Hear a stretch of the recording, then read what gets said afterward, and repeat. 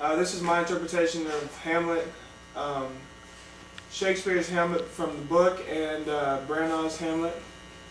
And I noticed that it was overall similar with the characters and the lighting and the movements and things that they made as far as their actions go. Except for that a flaw that I noticed was Hamlet. The way he reacted in some of the scenes, it was a little bit too much, exuberant, like over the top. Because the Hamlet in the story is more melancholy, and he's been depicted more as like an adolescent.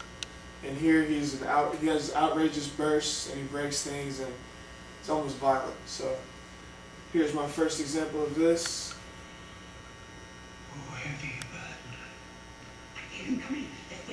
This is where Ophelia's father and the king are watching Hamlet through the glass windows, the mirror windows, if you would call it that. So he starts out calm. This is his to be or not to be speech, where he's debating killing himself or not. Whether 'tis nobler in the mind to suffer the slings and arrows of our greatest fortune. And everything is pretty accurate with the book, and then here you're going to see him pull out his dagger. It's like showing a little bit of anger inside of him. The dread That isn't shown in the book. It's a little bit different. something after death. Violent and hostile almost with the dagger Undiscovered country.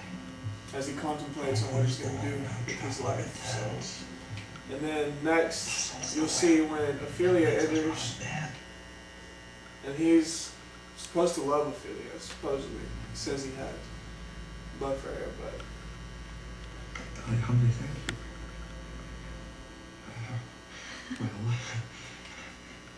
Well, she tries to give him back some of his mementos, and that's when the shift changes from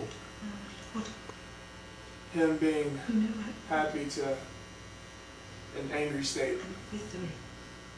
Words are so sweet, breath composed. which is unlike the Hamlet of the book. Their perfume lost. Take these again. With the noble mind. are you honest? My lord? Are you fair? Then he calls her out by saying that he had no love for her. And fair, your honesty. This is him being discourse to your beauty. Good beauty, my lord. very straightforward and decisive, unlike in the book where he beats around the bush and he's childish and he's intertwined with himself and his inner thoughts more than being an extrovert and